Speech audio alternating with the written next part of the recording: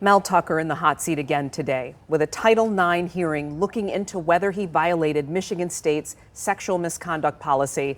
It is set to continue tomorrow, and while Tucker sat out today's hearing, he's still making plenty of news.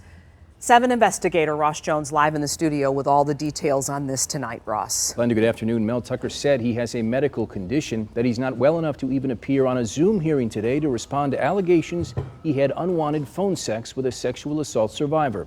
But that did not stop him, through his attorneys, from making explosive claims against his accuser, Brenda Tracy. 4 months before Tucker would admit to sexually gratifying himself over the phone with Brenda Tracy, she told a friend that MSU's then coach had expressed romantic feelings for her. Quote, "Coach Tucker told me he loved me last night," she said in January 2022. "It wasn't weird, though. He made sure I knew it was about being a friend." Tucker's team claims the texts show Tracy was involved in a romantic relationship with another coach at the time, a then assistant for the Boston Celtics, Damon Stoudemire. Tucker's lawyer says this contradicts Tracy's claim she did not date people in her field. The texts also reveal what happened after Tracy accused Tucker of sexual misconduct. In September of last year, she told a friend she had contacted a lawyer who is now in contact with MSU.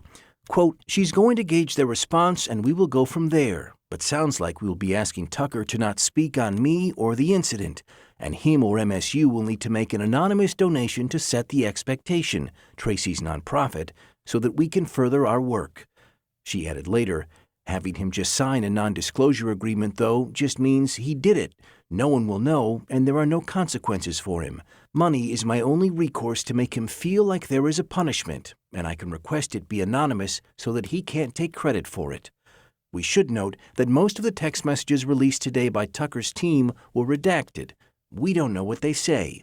But none challenged Tracy's central claim that the phone sex Tucker engaged in was not consensual. Attorney Deborah Gordon specializes in sexual misconduct cases and reviewed Tucker's records for 7 Action News. You can have a relationship, but it all gets down to, at that moment, was that consensual? That seems to be what they care about.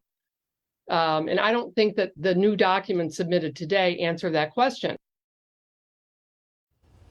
Now, Tucker's team also claims they have a witness who they would not name, who has provided a sworn affidavit, which they did not share, saying Tucker and Tracy were in a consensual relationship. Now, if this evidence is something Tucker has, it is not clear why it wasn't provided months or even weeks earlier, given that MSU's been looking into this since December of last year. So still more to come. A lot more to come, for sure. All right, Ross, thank you for the update. And if you're dealing with sexual assault or harassment, there is help out there. We have a number right on your screen now to the National Sexual Assault Hotline. That number is 800-656-4673. They also have a 24/7 chat on their website.